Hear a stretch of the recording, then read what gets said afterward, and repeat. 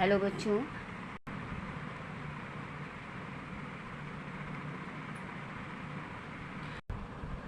Study circle. हमने अभी तक आप लोगों को गद्य खंड के 2 पाठों के क्वेश्चन आंसर और उनका विस्तृत व्याख्या की है, जिसे आप लोगों ने देखा, समझा और पढ़ा होगा। अब इसी श्रृंखला में मैं आप लोगों के लिए जो मोस्ट इम्पॉर्टेंट है खंड, वो अगले पाठ भारतीय संस्कृत से लेकर आई हूँ और आज उसी की व्याख्या एवं चर्चा करने जा रही हूँ। इस पाठ के लेखक डॉक्टर राजेंद्र प्रसाद जी हैं।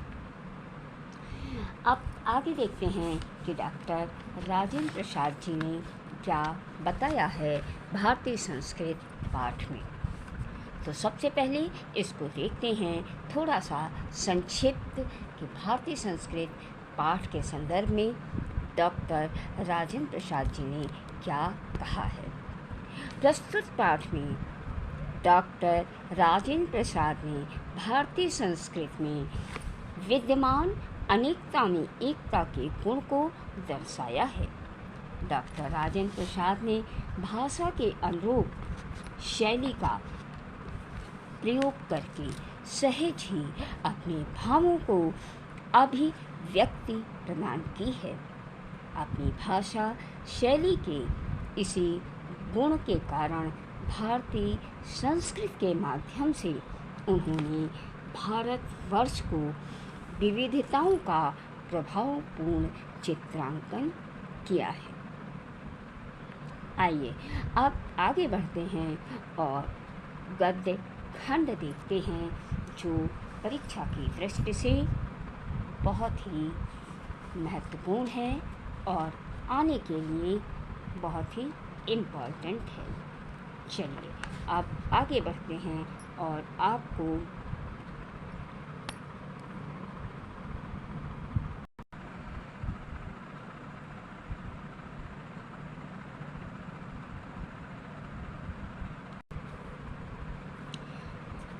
अब आप लोग स्क्रीन पे देख पा रहे होंगे जो हमने आपके लिए ये गद्य खंड निकाला है।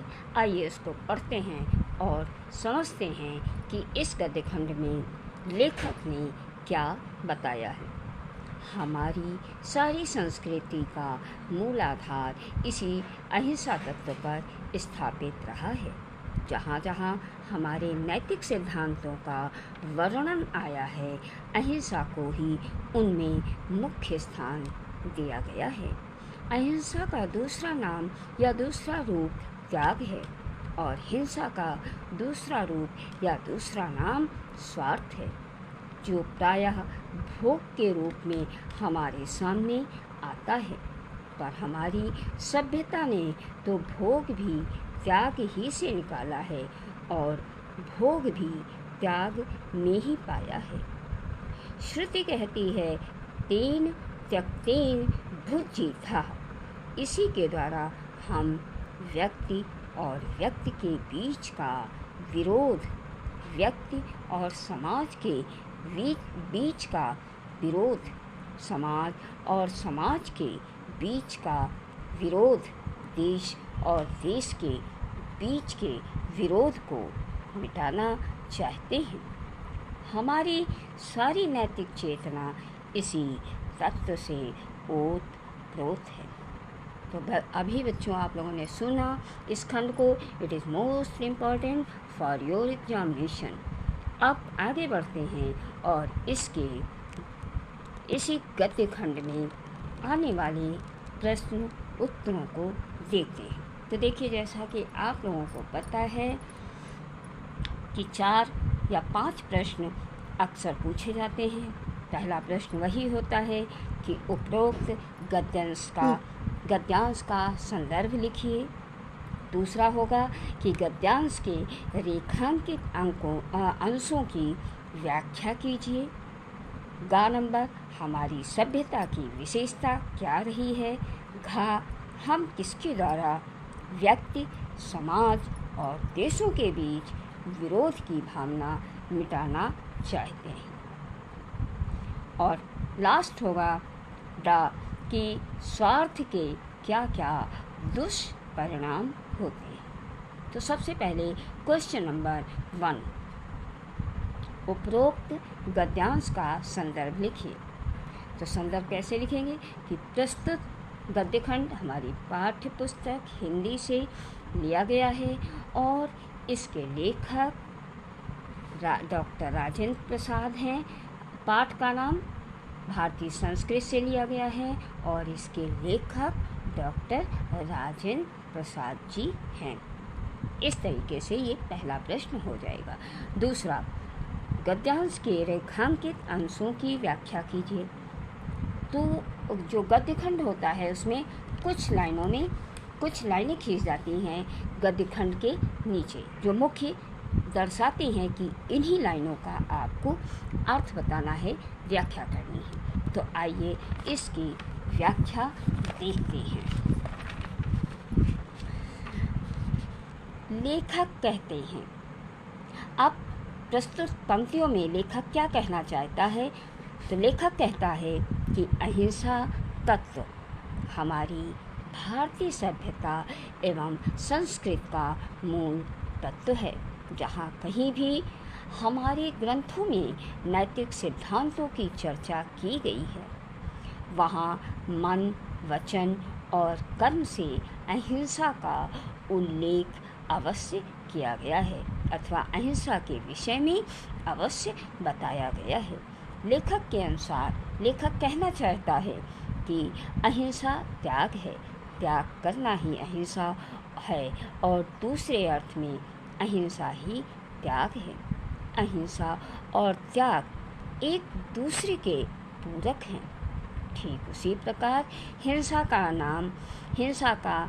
अन्य नाम व रूप स्वार्थ है। यह स्वार्थ ही प्रायः भोग बनकर हमारे सामने आता है। हिंसा ही स्वार्थ है और स्वार्थ का पर्याय हिंसा है। जब मनुष्य स्वयं के स्वार्थ के कारण किसी अन्य को हानि पहुंचाता है, तभी हिंसा का जन्म होता है। लेखक ने ये बताया कि जब मनुष्य किसी दूसरे को हानि पहुंचाकर अपना काम पूरा करता है, वही स्वार्थ कहलाता है।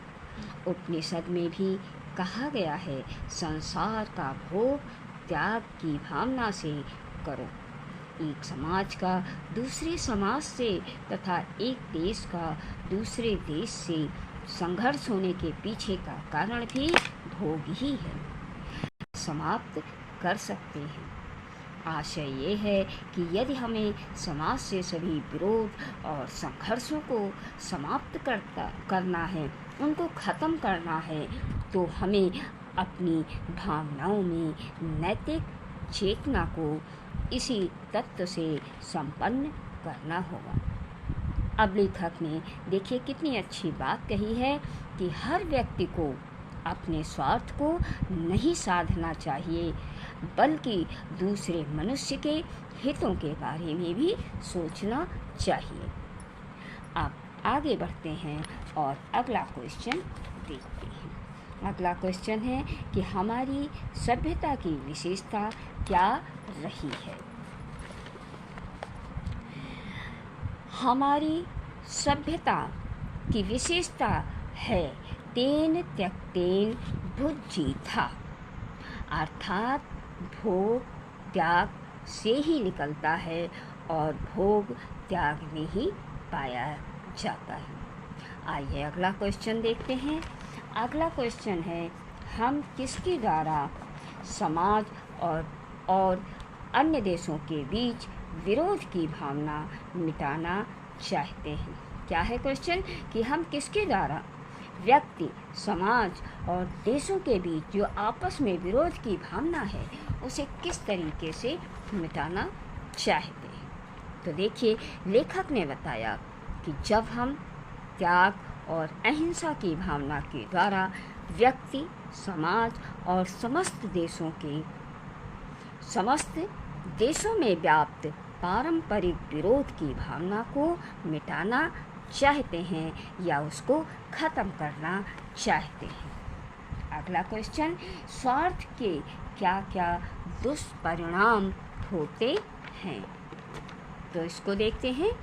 जब मनुष्य स्वार्थ के कारण किसी अन्य को या किसी दूसरे व्यक्ति को हानि पहुंचाता है, अर्थात नुकसान पहुंचाता है, तो हिंसा का जन्म होता है।